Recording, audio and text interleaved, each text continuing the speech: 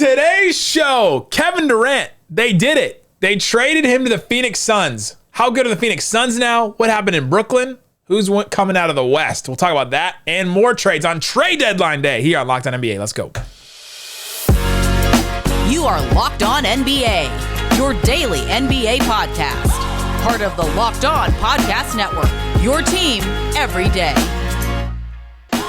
And welcome. You're Locked On to the NBA. My name is Nick Angstadt, host of the Locked On Mavericks podcast. Thanks for being part of the show and making Locked On NBA your first listen each and every day. Remember, we are free and available on all podcast platforms all throughout trade deadline day. It will continue throughout trade deadline day. Thanks for hanging out with us. Go comment below on YouTube. What was your reaction to the Kevin Durant trade? Just give me like 3 words, 1 word, 7 words or less, maybe. That's the 7 seconds or less. Joining me, as always, on a Thursday, host of Locked On Bulls. What you got for me, Pat the Designer? Is it 2018 again? It's like Jakob Poeltl's back in Toronto. And we back. And we back. I mean, and we back. Like everybody's going home. And we back. D'Lo's in LA. TJ Warren's back in Phoenix. TJ Warren's in Phoenix. Kevin Durant's in the West. Spencer Dinwiddie plays for the Brooklyn Nets. Oh my gosh. All right, Locked On NBA today. We're getting into the Kevin Durant deal. We will talk about the Lakers, Jazz, Wolves, D'Lo, Beasley, Vando, Westbrook, Conley trade and all that kind of stuff. And then we'll see where we are we'll see where we are when we get through that trade. Let's get into this. Kevin Durant gets traded to the Phoenix Suns. The Phoenix Suns now can boast a starting lineup of Kevin Durant. It's pretty good. Devin Booker, coming back from injury, also pretty good. Deandre Ayton can be pretty good. Great defense. Pretty good. Good rebounder. Yep. Scored 30 the other night. Yeah, pretty good. Chris Paul has been good. He's all right. And Torrey Craig. Slight Hall of Fame career. And Torrey Craig. Is that the best starting lineup in the NBA right now? That was a question I was not expecting you to throw. I hadn't even thought of that. No, I'm here. I mean, it's got to be you. up. It's got to be up there, right? I mean, like you're talking about a starting lineup that has multiple options of players that can do multiple things really, really well. You're not talking about specialists at almost any position, right? At that point. And I think that when you see that, right, you see 4 guys. I guess Torrey Craig kind of is the one guy that is, but just when you just see a dude, just a dog. When you see DeAndre Ayton next to Kevin Durant, and you're just sitting there and like, okay, how do I guard this tandem now? Oh, wait, Devin Booker standing back there. Is that Chris Paul in the corner? you have to acknowledge that that's probably, I'd say, yeah, that's probably the best starting lineup in the NBA to this point. I think it is. With Durant and Booker alone. Like that's the, oh man, Luka and Kyrie are a really good offensive pairing, but KD and Booker are maybe the best offensive pairing in the NBA. Yeah. It's like that's really hard actually between Luka and Kyrie and now KD and Booker. But that the starting lineup alone, I think, is the best in the NBA. You would put up there probably the Celtics up there with Jason Tatum, Jaylen Brown, Marcus Smart. Like that's a really good starting. When they have Horford or Robert Williams back, that's a really good starting 5. You'd put maybe the Cavs in there with like their 4 guys. You put them in there. The Bucks when they're all healthy, like that's a really good starting 5. But just top end talent, being able to answer some things. They don't have a ton of wings now. They've got KD, they've got Torrey Craig. They don't have much else. They had to send Mikal Bridges in the deal. They had to send Cam Johnson in the deal. They had to send Jay Crowder, who's now finally out of Phoenix and gone in the deal. They got TJ Warren back, but I don't know if that's helping them a ton. But yeah, this Phoenix team, is Phoenix now the favorites? Should they be the favorites now? They're right now sitting 5th in the West, or tied for 5th with the Mavericks right now. Ahead of them are the Nuggets, who've been number 1 for a while. The Grizzlies, who've been kind of sliding, but they're number 2. The Kings and the Clippers. Are the Suns the team to beat now in the West? I think they'll move to the favorites no matter who's at the number 1 seed, right? Any team that has Kevin Durant is automatically at a certain point the best team in that division more times than not. And you're also adding that to Devin Booker, to Chris Paul, who I think the biggest miss here is that, right, like while Chris Paul offensively is having a little bit of a step back, it seems, this season, he's still Chris Paul. So he's the guy that can make all of these pieces work together. That's the most deadly part of this. Kevin Durant has the perfect kind of game where he can slide into any situation and just be like, no, y'all keep doing everything that y'all do, and I'm going to just add 30 to that. So now you're looking at where this Suns team is and how offensively they're going to be able to go out there and attack people. I think that you have to say that they're going to be the favorite, because how do you defend this? There's when we look at the Western Conference, there's not a lot of defenses that we look at the top of this thing that we're like, that's the absolute clamp of a defense. Like, you're not going to be able to get past that. Maybe the Clippers is your best situation there. Grizzlies the best they're one of the best defenses in the NBA. Grizzlies too, but the Grizzlies as of late have struggled even defensively, right? Like the beginning of the season numbers are still helping them out beginning of the season. We got like 28 games left. I'd say about till the midseason. I think Grizzlies are good. You got Dylan Brooks, you got Jaren Jackson Jr., who may be the defensive player of the year. They're number 2 in defense right now. Like, that's a great defense. The Clippers have been a great defense. They're like 11th in the NBA now. Which is like, I guess that's great for the West. New Orleans has been top 10 this season, but other than that, man, you're looking at some real offensive juggernauts in there right now. Nuggets, like you said, the Mavericks now with Luka and Kyrie. What are they going to look like? We saw Kyrie's debut. We may get to that a little later.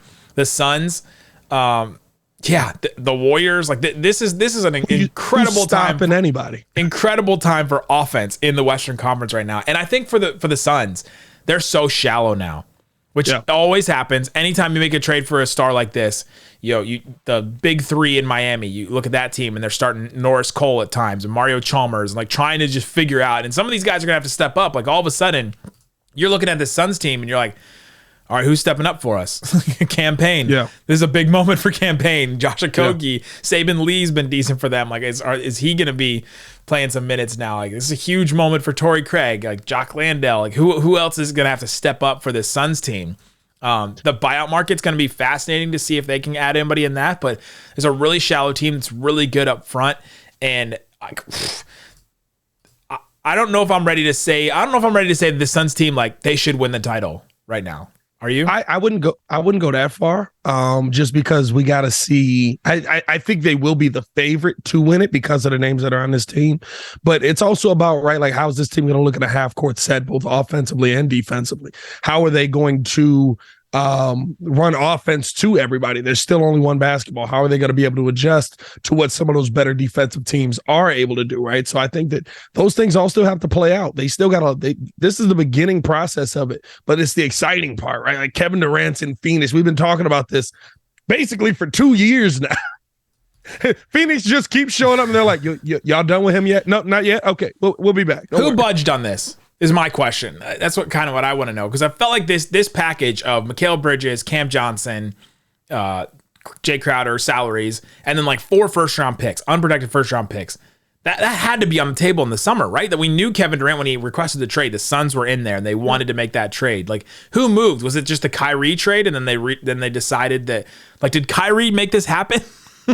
Yeah, I mean, here's the thing. When your mindset shifts on what your team realistically is, you've got to make a pivot. They probably came back to the Suns and said, hey, is this deal still on the table? We need young pieces. We're going young. And especially after you see young players producing game after game after game. I don't know if Jacques Vaughn is going to turn into this head coach that is going to be one of the best head coaches in the NBA. But I'll tell you what, he's doing a heck of a job developing the young talent on this team, he's got getting the young now. Talent.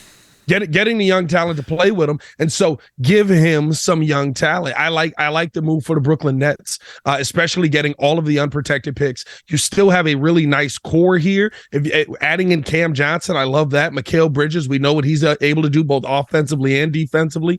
I think with the talent that's already there and the picks, you can still go out and maybe there's another disgruntled superstar in a year, 2 years, whatever it is, get a big name, or select these guys and try and get some top players. Yeah, coming up, let's talk about the Nets a little bit, but we'll continue to talk about Kevin Durant. What does he make the Suns now? Who are the favorites?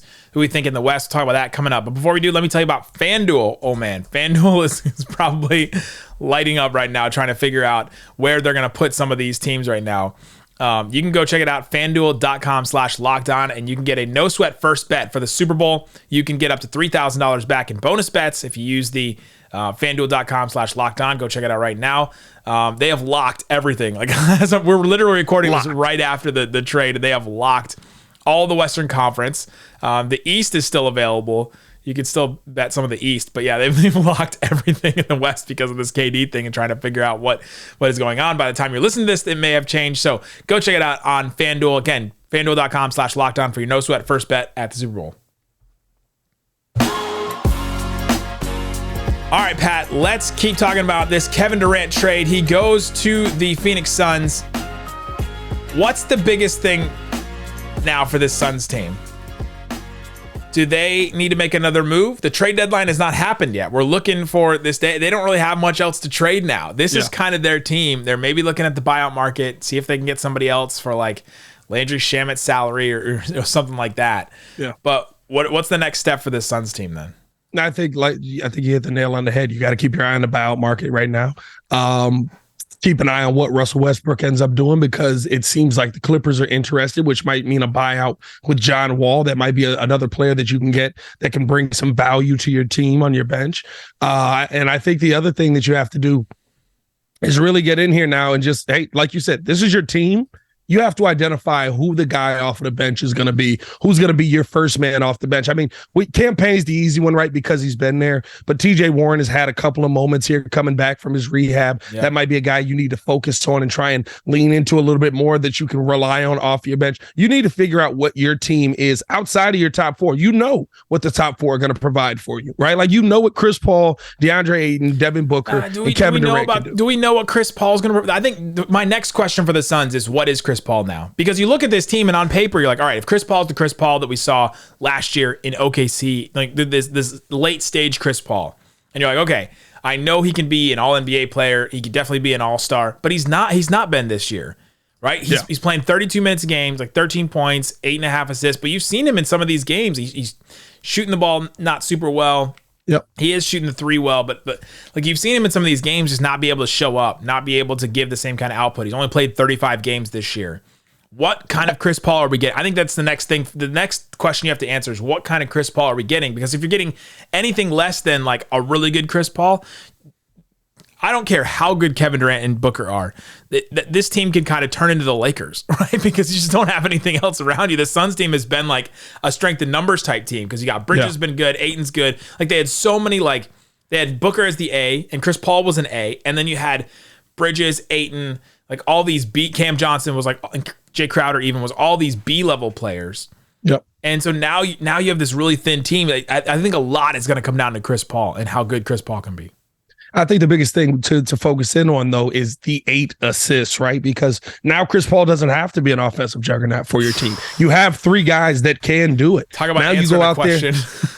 You said what? So talk about answering a question like, hey, Chris Paul can't really be our late game scorer anymore. Who should we go get? Kevin Durant. You know what I mean? Like, literally, like, and that's the big thing here, right? Like, I think the one thing we're asking about, what do the Suns have to do? You have to establish, right, what is the hierarchy here? Where does Chris Paul fit into all this? Is it time for Chris Paul to not be the Chris Paul that we've all known and loved? In first year in Phoenix, he looked very much like, but is it time for Chris Paul to take the old man role of, hey, I'm out here, I'm going to contribute, I'm going to be there defensively as much as I can, but I'm going to get every single one of you the best shot every single time down the court?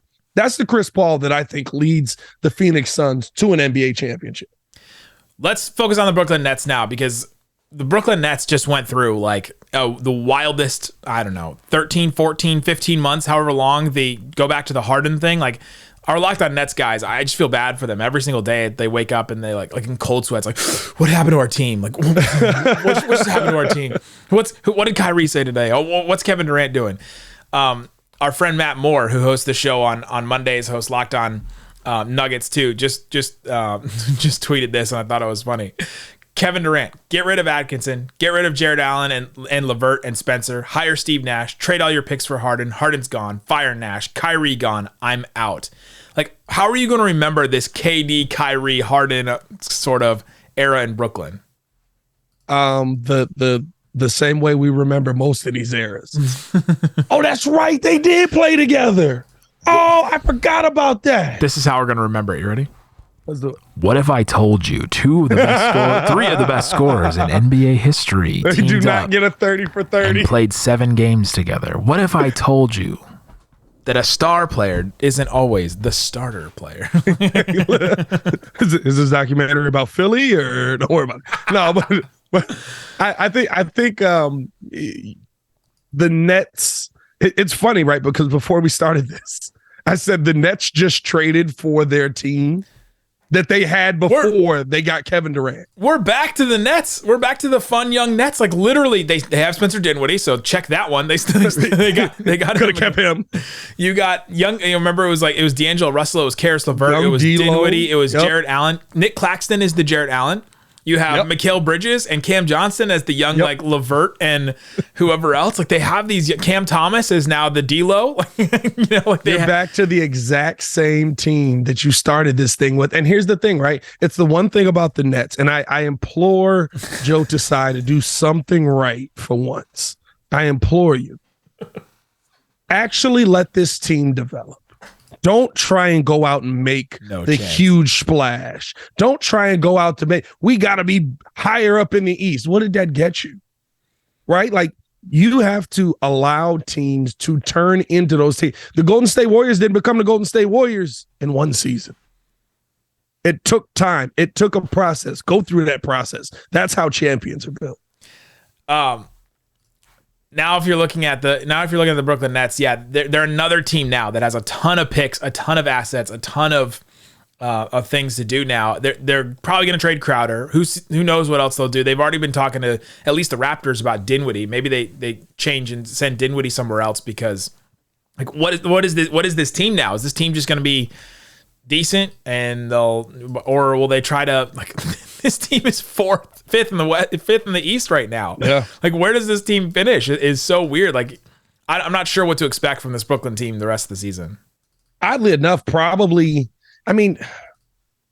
somewhere around the 6th or 7th, right? They're not bad enough. It's going to take them a little minute for sure to kind of get themselves acclimated to what's going on. But they're just, they don't, not devoid of enough talent to just fall out of the playoff race, in my opinion. Their defense is kind of stout now. You got Nick Claxton as a starter. You have Mikal Bridges. You have Dorian Finney-Smith, great defender. You have Royce O'Neal. And then Ben Simmons, like, he's a wild card. Like, he hasn't been great. He hasn't been good, but, like, that's wild that could be your defense. And then you have Cam Thomas scoring 40 every night. Like, that's what the funniest thing to me about this whole thing. There are Brooklyn Nets fans. You know who you are. You've listened to Locked On Nets. You've maybe commented on Locked On Nets. You've tweeted, man, I hate all this drama. I hate this super team nonsense. The demanding trades, the demanding coaches be fired, the ultimatums. Can we just have back that young team, that up-and-coming young team with the assets? And here you are again. Like, somebody got him. Somebody got down on their knees and prayed for that team to come back, and boom, they got a complete answer to prayer. Like, God got another convert because of this deal, and now the Brooklyn Nets have broken all the way down. Let me ask you this real quick before we go move on. Did Brooklyn get enough for Kevin Durant? This is not even on par with the Rudy Gobert trade. They got less picks. Did Brooklyn get enough for Kevin Durant? They got what they could, I feel like. A Kevin Durant package, if you're gonna use the Rudy Gobert standard as that's what you have to trade, like, they got Walker Kessler, plus they got 4 picks, plus, and Walker Kessler was essentially a pick. Like, they got so much stuff out of that trade. They got players that they sent off now to the Lakers and other places. I think who else was going to get a better package than this? Like, who was going to put together a better one? Were the Grizzlies going to put together a better package than this? The Pelicans? Like, those are the only teams I'm looking at that have all their picks, that have young guys that you could trade in a deal. But, like, Mikal Bridges is really good. Cam Johnson's really good. They got some guys that they can, and they're young too. Like, they got some guys that they can develop. I'm curious as to why they didn't get Ayton in this deal. That was the one thing that I was wondering about. I mean, maybe they're like, listen, we don't need another headache here. We've had guys already complaining about contracts and stuff like that. Do we need another number one pick that thinks he's better than he is? You know what I mean? But I think that's going to be the question here, right? And at the end of the day, it all falls on how does this team develop, right? Like if Cam Thomas is what Cam Thomas is showing us that he is right now, and you're adding in a bunch of pieces around that, sure, we got what we could. We got a bunch of first round picks. We got some really solid players, and we've got Cam Thomas putting up 40 a night. Also, Bridges and Cam Johnson are a little older than you'd think. How old do you think those guys are? 28. I would say. You overshot it. They're both 20. They're both 26. But you'd think that they were like 23, 24. That's not that bad. It's not that bad. They played multiple years in college, so this is the modern NBA. You know what I mean? Like people are playing till they're like 60 and breaking scoring. You got 2 decades ahead of you, Brooklyn. You got like modern medicine in a decade from now. You know what I mean? Completely different than it is. Coming up, let's talk about this Lakers, Jazz, Wolves trade. Let's talk about D'Angelo Russell going back. Let's talk about Mike Conley going to the Wolves. What does that mean for them? And all that coming up. All right, Pat, let's get into this other trade we saw that got reported today. Shams Charania, then Woj, and then it didn't happen. Then it did happen. Then it got finalized, and now it's actually a real trade. The Los Angeles Lakers are getting D'Angelo Russell, Malik Beasley, Jared Vanderbilt. The Utah Jazz are getting Russell Westbrook, who they will buy out, and he will not play for them. That will never happen. I can't imagine Russell Westbrook playing for the Jazz after the situations he's had in Utah. Juan Toscano-Anderson and Damian Jones, plus they get a 2027 first from the Lakers. It's top 4 protected. The Minnesota Timberwolves are getting Mike Conley, Nickeil Alexander-Walker, and a couple of seconds. They're getting a couple seconds from Utah, and then I think another one that's like a Washington, Memphis second. How did the Lakers get better by only giving up Westbrook and a protected first? Bro, the West felt bad that Bron lost the game where he broke the record. It was a pity. What did we see with that deal? Like they got so much more depth that just didn't exist. Troy Brown Jr. played every night on this team. And now you got D'Lo, Vanderbilt. Like you got pieces that I'm not telling you that these are top tier pieces, right? I'm not saying that. No. But what I'm saying is you got solid NBA players. They didn't have that before. CJ McCollum just tweeted that this is all because Ja Morant said he was good in the West. Like, hey, yes, bro. This is all happening. Kyrie coming to the Mavericks, the Lakers getting this trade. You have Kevin Durant going to the Suns. Like, all this is because they just called. They were like, hold up. Ja said what? Ja said he's good in the West. If they're good in the West, we can be good in the West. The Lakers get better because of this deal. D'Angelo Russell's shooting compared to Russell Westbrook's shooting is so different. Like yes, there are things that D'Angelo Russell can't do that Russell Westbrook can do. There are a lot of things that D'Angelo Russell won't do that Russell Westbrook will do, right? Like those the are the bank shot has died in LA. The bank shot is no longer there. Those are the differences between those two players. D'Angelo Russell's been shooting so well for the Timberwolves. He's going to come in and immediately be able to shoot really well off of LeBron and AD. But also, Malik Beasley's really good at shooting too. This team had no shooting, and all of a sudden they get these 2 really good shooters. Vanderbilt's not a good shooter, but he's a good perimeter defender. They're going to play him, right? Like, they're going to be lineups of LeBron, AD, D'Lo, Beasley, and like Rui Hachimura, right? That may be their starting lineup now. They may start that lineup now, and that has a bunch of shooting in it. Yeah, and I'll say this, right? The one thing that was always weird about the Russ and LeBron Lakers was it was like, hey, you have 2 players on your team now that are really good at driving the basketball and kicking it out to wide open shooters because they collapse in on them. But they're both not great wide open shooters. Now you got those wide open shooters for LeBron to pass to. You've still got Anthony Davis on the team. You're upping your defensive ability, right? I think the one thing that was just hilarious the entire time we're sitting there watching the OKC Lakers game, when LeBron finally breaks the record, is just like, hey, like y'all know y'all can play defense on the other end as well. Like you don't have to let them just get in the lane and score. And I think that'll be upped a little bit here. I think the Lakers are. I mean, I thought they would make the playoffs even with the Russ team. I think the Lakers are back into being a playoff team. And that's scary, dog, because they're not going to be a high playoff team. Imagine winning the West and your gift is LeBron James. That's a tough day. Lakers are now 2 games out of Portland for the 10th seed, so they're not even in the play-in yet. They still have some work to do. 2 games, yes. 2 games in the West doesn't sound like a lot, but it is because the West is so stacked. Like there's 2 teams between them. There's 2 games, but there's 2 teams, and the Warriors are right there. The Jazz, the Thunder. That's gonna be interesting for the Lakers. They definitely got better because of this trade. I'm interested to see how all the pieces fit together and who starts. I do think it's going to be like Dennis Schroeder may still start for them, but like D'Angelo Russell, Malik Beasley, Rui Hachimura, LeBron James, Anthony Davis. Like that's probably their starting lineup. And now all of a sudden they add some guys they can play in down the stretch. I can't even say in a playoff series yet. They're not even there. They're almost to a place where they can play like best of 1 game to make the playoffs. Like that's where the Lakers are, where they're starting right now. Does Rui have the come up of the year though? Like he goes from Washington to an LA team that's kind of the same, and then all of a sudden they just get better, and he's like, wait, are we trying to win? Wizards have the same amount of wins and 1 more loss than the Lakers, and 1 less loss than the Lakers do right now. So I don't know if it's that much of a come up, but yeah, he did get to play in LeBron's game where he made the record. The Wolves, though. The Wolves get Mike Conley. They flip him for D'Angelo Russell. They get a couple of picks in the deal, too. I think this is a big upgrade for them, too, in a way, because Mike Conley was really good for the Jazz. He's played with Rudy Gobert. He's played really well with Rudy Gobert before. He's not going to be too much of a downturn, like offensively or as far as shooting, because off the catch, he's been really, really good this year. He has lost a step. He's not the same Mike Conley that made the All-Star team, like, last year or the year before that. But I think this is a good move for the Timberwolves, too.